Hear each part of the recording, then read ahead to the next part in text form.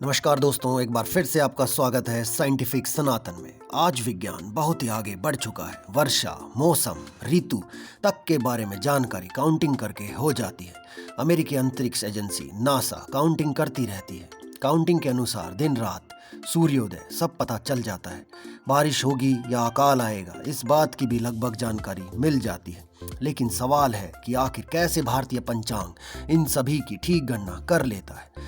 सनातन धर्म में आस्था रखने वाले और वेदों, धार्मिक ग्रंथों का अध्ययन करने वाले इस बात से अच्छी तरह परिचित हैं। शायद इसीलिए वेदों की वाणी आज भी विज्ञान पर भारी है।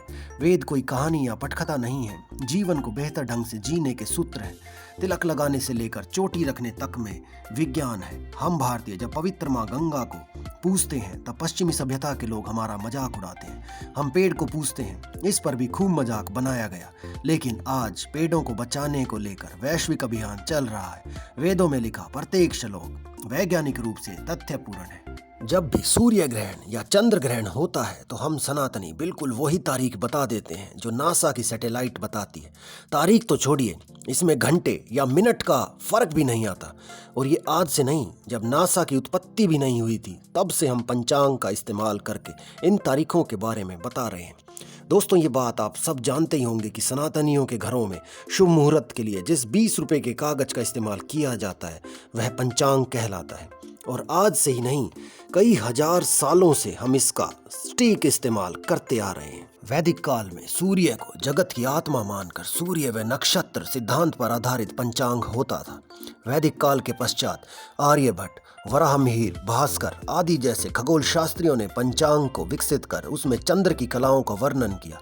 वेदों और अन्य ग्रंथों में सूर्य, चंद्र, पृथ्वी और नक्षत्र सभी की स्थिति, दूरी और गति का वर्णन किया गया है। इन्हीं के मान से ही पृथ्वी पर होने वाले दिन रात और अन्य संधिकाल को विभाजित कर पूर्ण सटीक पंचांग बनाया गया है। जानते हैं हिंदू पंचांग की अवधारणा क्या है? पंचांग के तत्वों को एस्ट्रोनॉमी से जोड़ा जाता है। 12 महीनों का एक साल और 7 दिन का एक सप्ताह रखने का प्रचलन विक्रम संवत से शुरू हुआ। महीने का हिसाब सूर्य व चंद्रमा की गति पर रखा जाता है। सूर्य और चंद्रमा ही ऐसे ग्रह हैं जिन्हें आंखों से देखा जा सकता है। इसमें से चंद्रमा की कलाओं को ज्यादा या कम होने के अनुसार ही महीने को 2 पक्षों में बांटा गया है। ये 2 पक्ष कृष्ण पक्ष और शुक्ल पक्ष कहलाते हैं। ये दोनों पक्ष 15-15 दिनों के होते हैं। पंचांग में महीने चंद्र गति पर और साल सूर्य गति पर निर्भर होते हैं। जैसे चांद पृथ्वी के चारों ओर चक्कर लगाता है, एक चक्कर पूरा करने में 27.32 दिन लगते हैं। इस हिसाब से हिंदू कैलेंडर के नक्षत्र आदि तय हो जाते हैं और इसको चंद्रमा की पत्नियों के नाम से भी जाना जाता है। जिस दिन सूर्य जिस राशि में प्रवेश करता है उसी दिन की संक्रांति होती है। पूर्णिमा के दिन चंद्रमा जिस नक्षत्र में होता है उसी आधार पर महीनों का नामकरण होता है।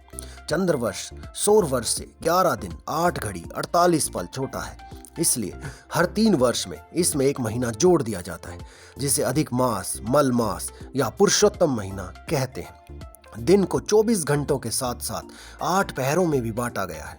एक प्रहर करीब 3 घंटे का होता है। 1 घंटे में लगभग 2 घड़ी होती हैं। एक पल लगभग आधा मिनट के बराबर होता है और एक पल में 24 क्षण होते हैं। पहर के अनुसार देखा जाए तो 4 पहर का दिन और 4 पहर की रात होती है। आपको यह जानकर हैरानी होगी कि रोमन कैलेंडर में पहले 10 महीने का साल होता था, जिसमें 304 दिन होते थे और सप्ताह में 8 दिन होते थे। दुनिया की किसी भी सभ्यता में हमारे पंचांग जैसा कोई भी कागज, पत्र, कैलेंडर, दस्तावेज नहीं मिलता जिससे किसी भी ग्रहों के बारे में, तारीखों के बारे में, साल के बारे में, चंद्र स्थिति के बारे में, सौर स्थिति के बारे में एकदम सटीक जानकारी मिलती हो। नासा, जो कि अमेरिकी स्पेस एजेंसी है, वहां पर वैज्ञानिकों के द्वारा जो गणना की जाती है वह गणना साल भर पहले बने भारतीय पंचांग से स्पष्टतः मिलती है। सूर्योदय और सूर्यास्त का समय नासा और पंचांग दोनों का ही एक जैसा रहता है। ग्रहण के बारे में नासा द्वारा दी गई जानकारी पंचांग में पहले से ही होती है, इसलिए सनातन को वैज्ञानिक दृष्टिकोण से बेहतर माना जाता है। सनातन में हर बात का एक सकारात्मक उद्देश्य है। हर बात पर प्रश्न चिन्ह लगाने की आज़ादी भी दी जाती है। इसकी वजह से सनातन में त्रुटियों की जगह नहीं है। योग जिसे आज दुनिया अपना रही है वह योग सनातन की ही देन है। सनातन ने ही हजारों वर्ष पूर्व योग और ध्यान के बारे में बताया था। आज योग किसी भी चिकित्सा के बराबर कार्य करता है। भारत ही नहीं, विदेशों में भी योग का डंका बज रहा है।